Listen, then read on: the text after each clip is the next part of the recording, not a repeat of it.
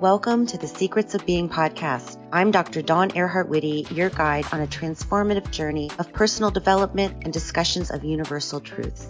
Join me and a panel of life coaches and spiritual leaders from around the world discussing how to handle some of life's greatest challenges. We will be sharing stories of love, faith, and inspiration with you, our faithful listeners, to live your happiest and most fulfilling life, full of purpose and passion for yourself, your families, and the world. We are here to be the change we wish to see. Let the conversation begin.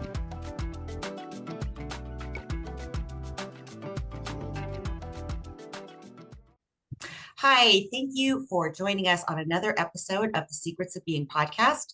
This week, we are going to be talking about self-confidence, how to get it, and how to keep it, how to use it. Okay, so I'm going to let everybody introduce themselves as I always do, and we can do it in order of how everybody showed up. So De'iona, you go first.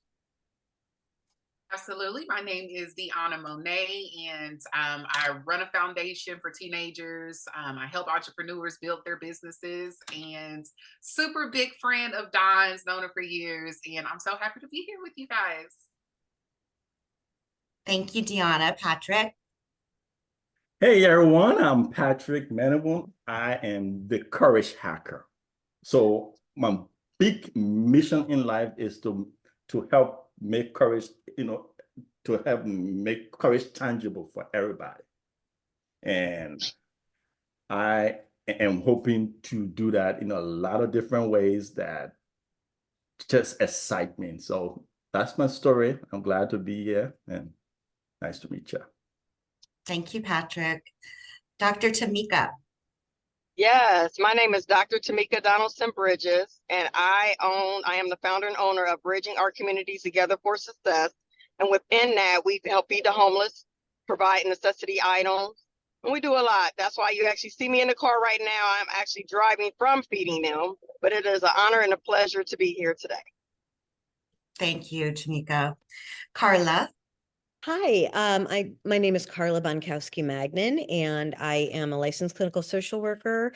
I am a certified trauma treatment professional. I'm a writer, a poet, dancer, I'm a musician, I sing, and I'm so pleased to be on the call with a couple of faces that I haven't seen before in person. So wonderful that we're getting to know each other. Thank you. Yes, and we will all be seeing each other in Costa Rica next month, so super excited for that. So as with all podcasts, I like to start them off with a quote. And I found 3 quotes that I really, really loved, and I couldn't pick between them. So I thought I would use them all because they're pretty short. So one is by Cicero, and he says, if you have no confidence in self, you are twice defeated in the race of life. With confidence, you have won even before you have started. And I think that that's a beautiful way of looking at confidence.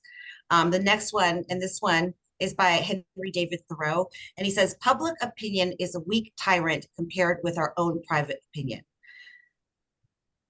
And sometimes we are our own worst enemies. And that's what I really want to delve into in this podcast episode. And the last one, and I think this is so important for all of us to understand, successful people have fear. Successful people have doubts. And successful people have worries. They just don't let these feelings stop them. And that's by T. Harv Eker. And I thought that is a really good jumping off point for this conversation, because in the personal development world, personal growth, psychology, we talk about, having self-confidence and overcoming the negative voices in your head and getting rid of negative limiting beliefs. But we have to remind ourselves that they don't 100% automatically just go away. We still have them. We just move past them and we keep going despite of them, not letting them stop us. And that's the difference between when you are self-confident and not. It's not that you don't hear the voices. It's that you just say, oh, I'm not going to listen to that voice. I'm going to listen to a more empowering voice.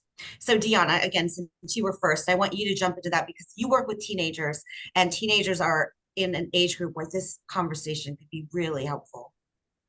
Absolutely. I would say, Dawn, like the biggest advice that I give to my teenagers is I'd always like them to look at confidence as something, first and foremost, that they're in control of.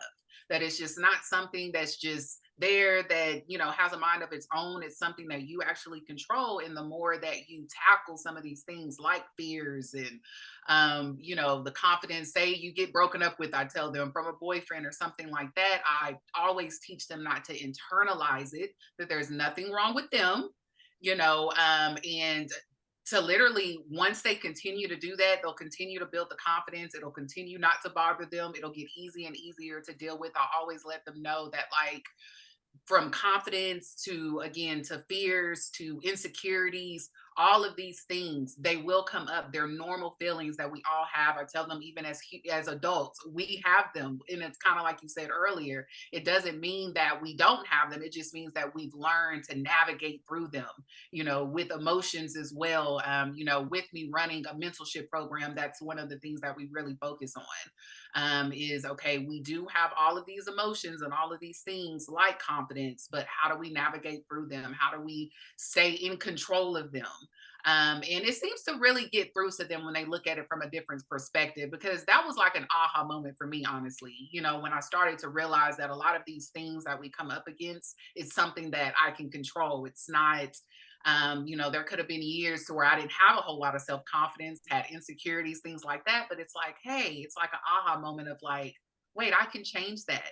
You know, I don't like going to the gym as an adult, but I tell you what, the more that I pushed past it and I went, it started to build up my confidence to where it's like, oh, wow, okay, I did that, so I can do it again, you know? And I just use that same theory in like every section of my life, and I share that with them, and it seems to really help. Thank you. That's the, yeah, for sure. The gym part I need to work on, but the rest of it I get. Patrick, you skipped your high school graduation as giving this speech as valedictorian because of fear. And now you speak on stages all the time. You even win awards for your speaking. How did you get from that person that wouldn't even show up to somebody who's now putting himself on stages and winning awards for that? Where did you get that confidence? It's interesting that you asked that question, because I just got invited to speak to the Toastmaster conference in Minneapolis on May 4th. So when we're coming back from Costa Rica, I'm back in town on Monday, pick up my bags, fly to Minneapolis to answer that exact question. That specific question is why they invited me to speak. And I did not only, you know, attempt to skip my high school graduation. I skipped my, you know, my previous graduation done, I completely skipping. I didn't show up because we define ourselves so much by our insecurity. But then the interesting thing that we just discussed, everyone that has walked the face of this earth has insecurity. But the difference is somebody told us to rely on self-belief. I could not rely on self-belief. For my whole life, I stuttered. When I open my mouth to that girl in high school, all my self-belief goes down to zero, you know? She's like, dude, are you nervous or what? I'm like, no, I'm just scared of crap. But then I started to realize that because I could not rely on self-belief, I shifted to courage. Courage is if you even look on the consciousness level, courage is where we pass fear, where we pass regrets, where we pass all the little things that keep us down. And then we start to realize all the possibilities. And that is how I started to shift, because I actually applied for, I applied for this job and they told me I didn't get the job. But somebody on the interview panel told me, oh, you didn't get the job because they said that your stutter will get in the way. And from that moment, I made a decision, let somebody else worry about my stutter. The decision. So it starts with an awareness, then it goes to a decision. everything is a decision point. Before we go anywhere, there has to be a decision. And I made that decision. And today, to Toastmasters, again, I came within one contest win of going to the World Championship of Public Speaking. That is just, you know, one of those things that less than 10% of Toastmaster people worldwide ever accomplish. It was because of a decision to go more with courage than your insecurity. And that is how I got there. And that's the same talk I'm going to give in Minneapolis on May 4th. That is why you are the courage hacker. That is actually how courage came about, because courage is the number one human virtue that makes all the other ones possible. And courage is in alignment with self-confidence. Absolutely. And it is interesting you said that, Don, because I see courage as a skill. I see confidence as a skill. But by the time we shift that mindset to see everything as a skill, then we can learn it. Then we can improve. Courage for me is the skill to see the limits, but then doubt the limit, not yourself. You see that? The skill to see the limits, then you do not doubt yourself, you doubt the limits. That for me is courage. Wow. And I need to take notes on that. That is the same approach to confidence, because when you go through courage, a lot of things flow out: self-belief, self-esteem, and one of those that come out is self-confidence. Thank you. That was super powerful, Patrick. Dr. Tameka, you throughout your lifetime, look, you are speaking on international stages, my friend. You are doing all kinds of amazing things. So how did you get from somebody who maybe doubted yourself and would have never even thought to do that to doing what you do now? Honestly, first of all, I just have to give, and I always do this, give honor to God that I had the village that I had. When I was born, there was 5 generations. And I always had strong women that pushed me, regardless if I was scared or fearful. They always told me to go after my dreams, go after my goals. So that's just something that's embedded in me. Like, I don't like to get up and speak in front of people. People think because I have a doctor's degree that I should want to do that. No, but I know it's necessary. I know that there's people that need to hear my story. God didn't take me through all of these different trials and tribulations to hold them to myself. So yes, when I went to the international stage, I'm like, okay, Lord, I don't know if I can do this, but I went, and did what I did. And, I was successful at it. So for me, it's just to continue to believe in yourself, know that you can do all things through God, and just execute. That's just what I do. I don't care. There's a lot of things that I fear, but I never let fear hold me back. And that's one thing that my grandmother always taught me. She said, failure is when you don't try. So I'm like, okay, I can do this. I can, regardless if I'm scared or not. I'm going to try. If I do fail doing it, oh, well, I'm going to get back up and I'm going to continue again until I succeed. So that's just something that my ancestors just embedded in me.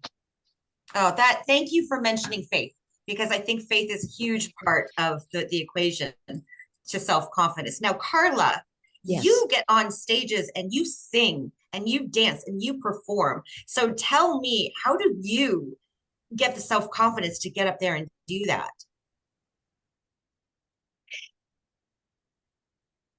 I think when I am the most paralyzed by stage fright, and that's when I have abdominal symptoms and I'm running to the bathroom and it's scary, scary, scary. I still make myself get up there because I have a covenant with these people that I'm supposed to sing for them. And they came to hear me sing. They came to see me dance. They came to watch me hack away at my guitar or be very beautiful on my flute.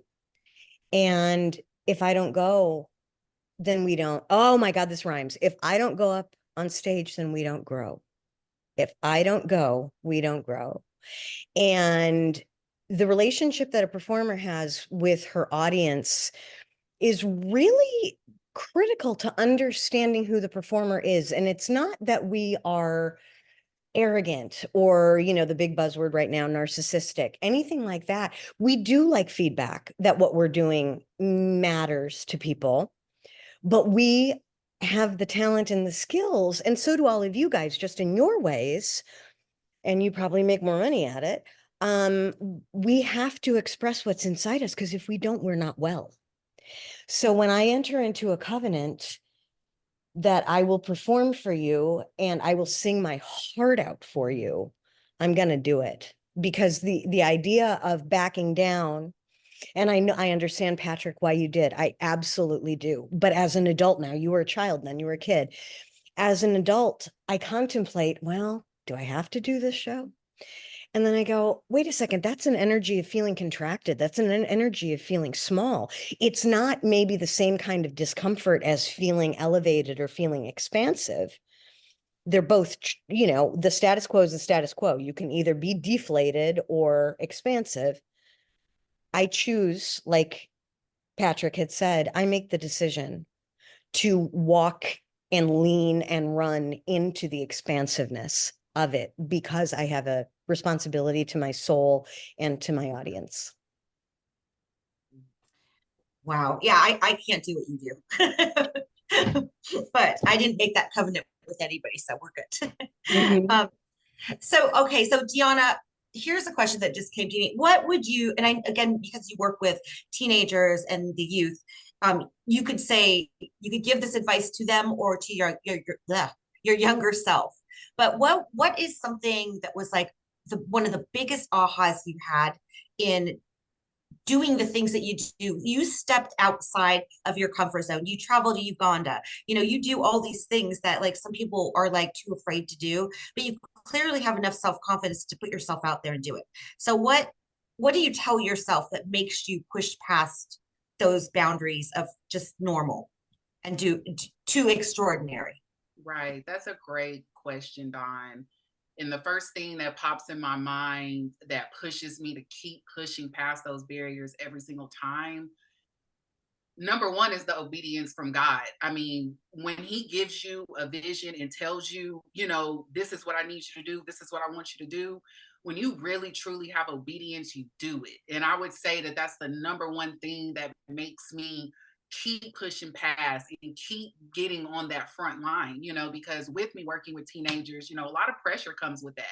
When I rolled out my program last year, and we were the whole goal was taking teens to Uganda, that was probably the most pressure that I've ever been under in my entire life. Because my brand was on the line. I'm like, oh my God, if this doesn't work out, what if this goes wrong?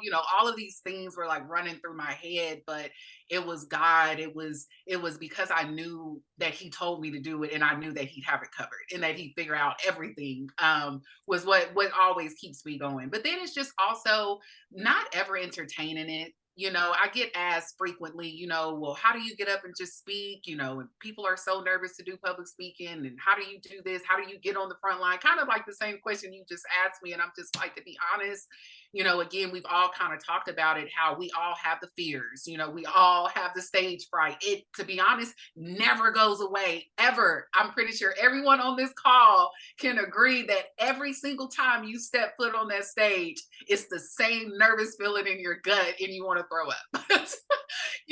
But it's one of those things, even like Karla said, that you just push past because you've made a covenant, with your audience. You've made a covenant with God that this is what I'm going to do. And it's all about, to me, just not entertaining it. I'll feel that fear creeping up and I'll immediately cast it down, because one, I'm a firm believer that you got to beat word with word. So whenever I'm feeling those type of thoughts, those fears start creeping in, those what if you're not good enough, I shouldn't be in this room type of deals, I always come back with, you are wonderful, you are great, God called you to do this, He called you to be in this room, doesn't matter what anyone else thinks. And I just immediately start casting it down and speaking positivity. And that's just like my routine. I just continue to do that. And then with that, it helps me build more courage, because, a lot of us have said on this call, courage is a choice. It really is. It's a choice to have courage. It's a choice to, tackle your fears, which is what I do tell the youth of, like, all of this is a choice. It's a choice to, deal with your emotions the way that you deal with them. You can let, grief beat you down. You can let so many of these things that we go through on a day to day beat you down, but it's a choice to be like, you know what? No, I have control over this. It doesn't have control over me. So I would say that, yeah, God, my faith in God, my obedience, and just knowing that, all these feelings that I'm feeling are totally normal.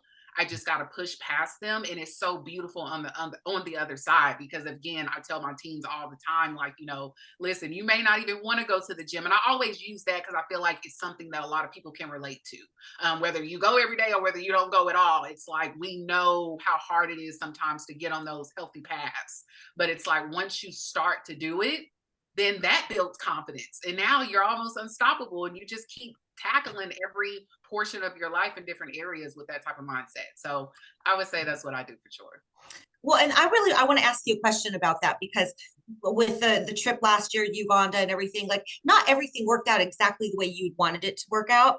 So how did you not let that hit you in a take a hit to your self-confidence and say, no, I'm still going to do this. I'm going to do it, and keep going, instead of saying, okay, this wasn't for me. I can't do it.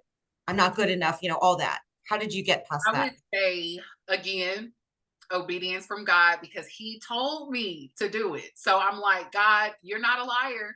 So you put this vision in my belly, you told me to do it. So I know that even though I don't see what's happening right now and I see everything not going as planned, I know that you have something at the end of the tunnel and I'm just not seeing it. So it was that, number one. And then number two, it was my tribe. It was people like yourself, Don, because Don was with me in Uganda last year. And it was people like my mom. It was my tribe reminding me, which is why your tribe is so important, because they reminded me of, like, Dee, you did everything you said you were going to do. You didn't do anything wrong. It just wasn't meant. It wasn't time. I know this didn't work out. This didn't work out, but it's okay. So I would say it was those two. It was knowing my faith in God and knowing that he ordained it all in my tribe, that helped me get past it all, and believing in myself, that's one thing that I've always believed in myself, even when I failed. It's like, I have what they call rhino skin. I get back up, I'll fall, I get back up. I was a hard-headed kid. I'd fall, butt my head, I'd get back up.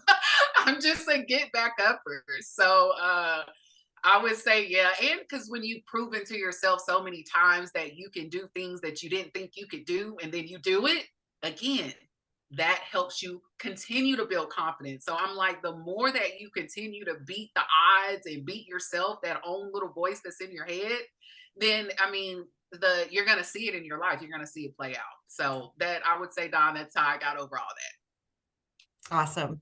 Awesome. And I know everything's going to be amazing moving forward. And it was just the way it was supposed to be last year. Absolutely. So, yes. Patrick, gosh, I just had a question in my mind and it completely just left. So, okay, when you start getting the fears, like, what pushes you to the next level? Because you could have done one speech and said, okay, I faced my fears, never have to do this again. But you keep, like, elevating and escalating and doing more and higher. So what is it that drives you to keep moving past those limits and your accomplishments? That is a very good question, because that is one of those things I've thought about. And I can't remember. I think it's the guy who founded Mind Valley. He's one of my favorite people. He's the founder of Mind Valley. And he said transformation includes, what's it, 6 different shifts. The first is mindset. Then there is habits, lifestyle, identity, superpowers and special powers, and then toolbox. And it all starts with the mindset first, then you can shift into any one or the other. But I think from mindset, you shift into identity. Because when you shift into identity, you go into this, not I'm going to fake it till I make it, because, personally, I don't believe in that. It will show. But you start to take on the rhythm of that identity, the courage hacker. I'm not going to let people down. You start with who does this benefit? Who can this inspire? Who, because that's what I did not do initially when I skipped my graduation. Okay, I was a little kid. My mom had just left. I'm demoralized, no self-confidence, my self-image is nothing. And I can come up with an excuse like that. But now today, going, today is, I start with who is looking up to me, who needs to hear my story. Because if we are not telling our story, we are holding the line, that long line of the people behind us, that man, woman, kid, who were put in your life for you to inspire. And that is what, I mean, there are some time I wonder, I'm like, how did I do that? The guy who I always look up to, he been to the championship 3 times. He was almost a world champion of public speaking. I defeated the guy. How? But going back again to that whole being obedient, I was told, go and read the Moses story. Read Moses' story. Do you know why Moses did not enter the promised land? Because God told him to speak to the rock. And he struck the rock with his staff because he got so comfortable now with his staff. That was his superpower. And God told him, speak to the rock. You stutter. I know you stutter. So speak to the rock. He did not. When we do not speak to our rock, we will not enter our promised land. That scares me like crap. Wow, Patrick. Everything everyone says is just gospel to me. I love this. We can write books from these talks. So Tameka, I want to ask you, because I know professionally you're accomplished, but you also do so much in the nonprofit world, feeding, people at food banks and things like that. How do you think being of service affects our self-confidence? I think it's everything. For me, is walking in my purpose. I know why God has me here. And, I tell people, I've been telling people, because I just turned 50 March 2nd. And I told my mom, I said, I want to be completely empty when God calls me home. That means have exhausted everything that you have for me on this earth. And if that means to go out here and feed the homeless and do whatever he tells me to do, I want to do it. And the confidence comes from, I know I'm in his will. I know that I'm doing what I'm supposed to do. When I kind of fell off the tracks, as De'iona said, I knew that's when my confidence kind of declined a little bit, because I'm like, God, I'm not doing what you called me to do. But when I got back on those tracks, the confidence came back, and I know I'm fully doing what my purpose is here, and it is to help others. I think we're all here for each other. I mean, I truly believe that we can all help someone in some way, shape, or form. So thank you for stepping into that. You're a beautiful role model for all of us. Thank you. Yeah. Miss Karla, here's my question to you. So how do you, okay, so say you're feeling good about yourself, like life is good, and then somebody in your life comes and does the gut punch to your self-confidence. They insult you, they judge you, they criticize you, they put you down. How do you keep your self-confidence high without letting that like hurt your heart? Oh, that's a really hard one. And I think everybody deals with that, especially those of us who do not operate within the box that, it's just so easy to fall into in our world these days. I had just such an experience yesterday, so it would happen. Well, I think one of the first things I did was I called you. So what does that mean? You enlist support from your tribe to get a reality check.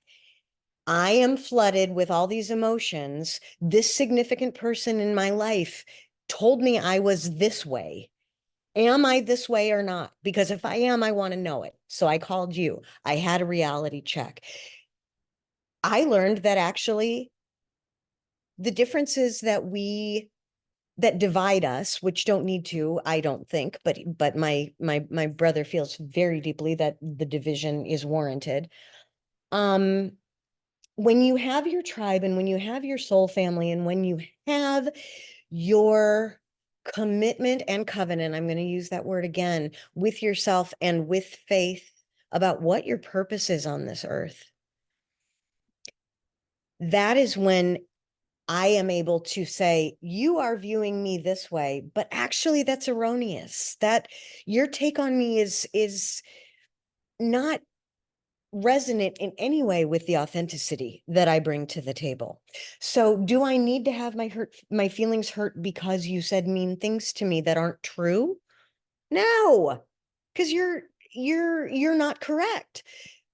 Do my feelings get hurt anyway? Yes, because I'm human and because I was abandoned as a baby being adopted, and chosen or not, it goes into your brain as something you've got to keep what you got, which is what I'm wrestling with right now, keeping what I've got instead of letting it go and seeing what is.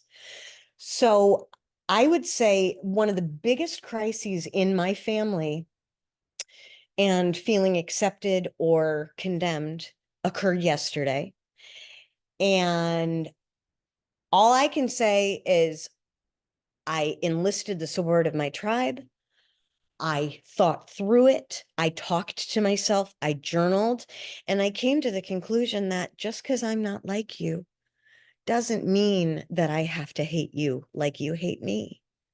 And I told my brother, I love you. I have been proud of you my whole life. You went to Georgetown Law, didn't like that. Went into meteorology, didn't like that. Finally became a teacher. That wasn't a deficit or a negative or a weakness that you were looking for something to do, as you are telling me occurs in my life right now as I'm leaving direct service and doing larger, more expansive interventions. I can love you if you hate me, and I'm gonna. And it hurts. But at the end of the day, when I look back, I want my son to say, my mom was good. My mom was loving, and my mom helped people. If I owe an apology to anybody other than myself, it's to my child, and he's accepted it, and we are fine. Confidence comes from being unable to suppress who you are any longer. Thank you, If I have Karla. nowhere to stand but in the middle of the pavement by myself, then I will stand there and I will heal from there. So Thank you, Karla. And Mhm. I think that what you said and what we've all kind of touched on is like finding your people who get you, who love you, support you, who are there for you, because we can have like the most self-confidence in the world, but when life does throw those things at us, which it's going to, no matter who we are, it's going to happen. Find those people who love you and see you for exactly who you are and can support you when you're having your moments. And so that's not exactly self-confidence, but maybe self-confidence is having the discernment to find those people, finding the right people that will be there for you and support you and encourage you. Yeah. So Go ahead, Patrick. And the thing that came to my mind when Karla was so people will always say things. The only thing in creation that we can change is ourselves.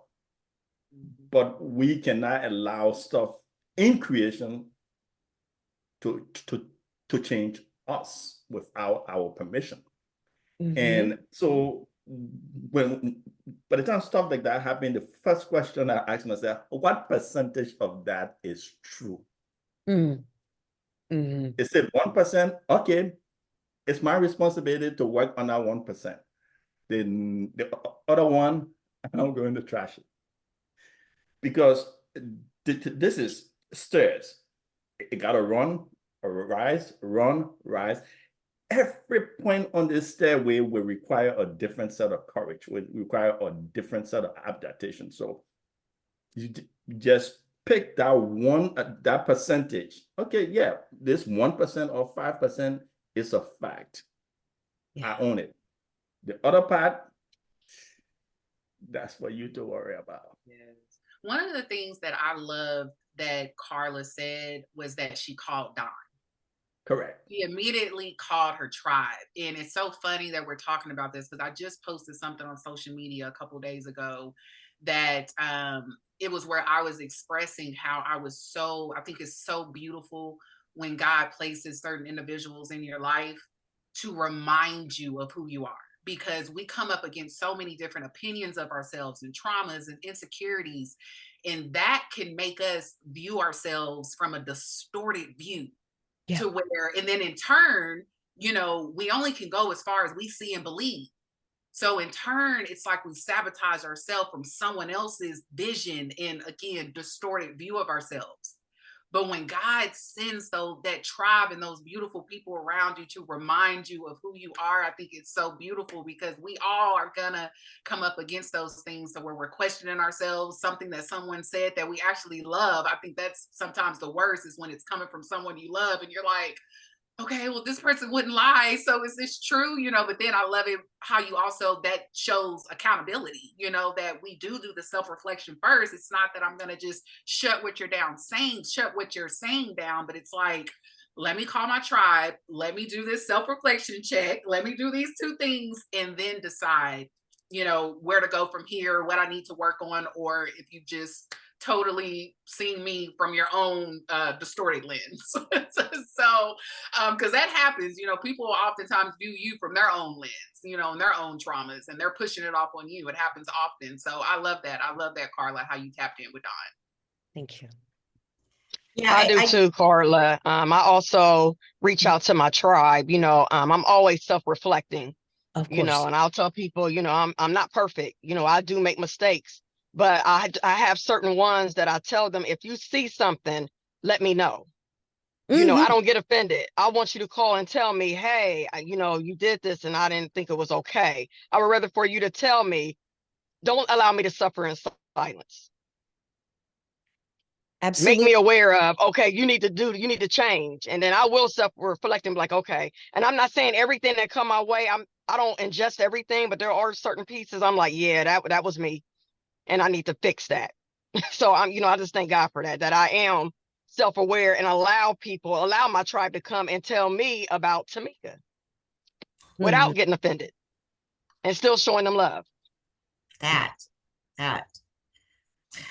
Well, as I like to do at the end of our podcast is to have everybody end with a final note about our topic and then tell people where they can find you, how they can follow you. And we hope that everybody joins us in Costa Rica next month because we'll be having powerful conversations like these with other panelists from around the world and diving into some of those life's greatest challenges so we can get through them and live our best and most beautiful lives. So De'iona, as I started with this, let's start with you and we'll go around. Of course. I would definitely love to leave everyone off with, especially with this topic. One of the things that kept poking out to me, which actually used to be a slogan of mine, is confidence is earned. Confidence is earned. It is a choice. It's something that, if we just keep working at and keep pushing past, our confidence will raise higher and higher. We'll keep raising the bar. So that's definitely my little tidbit I'd end with. And everybody can find me. I'm on all social media platforms at De'iona Monay, which is DeIona Monay. And be in Costa Rica. I'm super excited. Thank you, De'iona. And I just wanted to clarify when you said confidence is earned, we earn it for ourselves. Yes, absolutely. Yes. Yep, we earn it for ourselves. Confidence we don't have to earn it for other people. Ourselves. Yep, absolutely. Self-confidence, confidence. Thank you, De'iona. I can't wait to see you next month. Patrick. So there is, I understood that we were born with only two fears, the fear of loud noise and the fear to fall. Oh, yeah. All the other fears, we learn it. It means we can unlearn it. Confidence is a skill that we can learn. It wasn't something we were born with. Well, when you are around 1-2 years old, you think you got a confidence in the world, right? But it's a skill that we can learn. And you can learn it. It's not impossible. And I just want to say it starts with courage, and then everything else starts coming out. You don't have to feel like you have to be born with it. It's a skill that you can learn.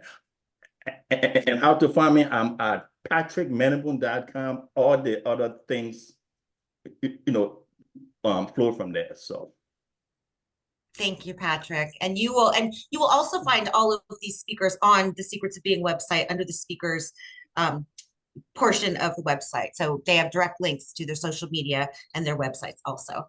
So that makes it easier. Karla.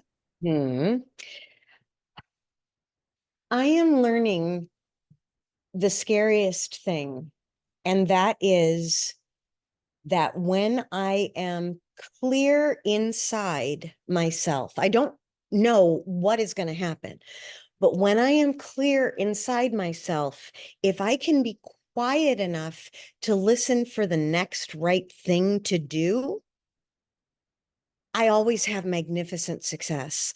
It's very scary though, because it's not tangible. There isn't a course that we can enroll in on how to trust. There isn't in all of my curriculum and all of my degrees. I don't know. So what I do is I rely on the wisdom of my tribe, you guys, to make sure that I'm not a lunatic going out of my mind. And I follow what feels correct when choosing my next step in my life, how I show up, what kind of character I want to share with people. So what I'm saying is tune in, turn on, and drop out. If you can have the faith that you are good and decent and authentic, and what you have to say has value, then switch the radio dial to one that resonates better with you and keep going. I would insert a swear word there, but I've been admonished not to do so. So keep going, and it will be okay. Thank you, Karla. That was very powerful. And yeah, punctuating with a swear word probably would have worked really well there. But we lost Dr. Tameka Donaldson-Bridges. I'm so sorry that she can't be here to say closing remarks. But again, you can find her on the Secrets of Being website under the speakers for our Costa Rica retreat. Thank you for tuning in. Please like, share, and subscribe. And hopefully we will see you in Costa Rica next month. Thank you. Thank you for tuning in to the Secrets of Being podcast. We appreciate your time and support. If you enjoyed this episode, please like, share, and subscribe to stay updated with more inspiring content. For further inspiration, visit thesecretsofbeing.com and join our community. Until next time, stay inspired and keep unlocking the secrets of being.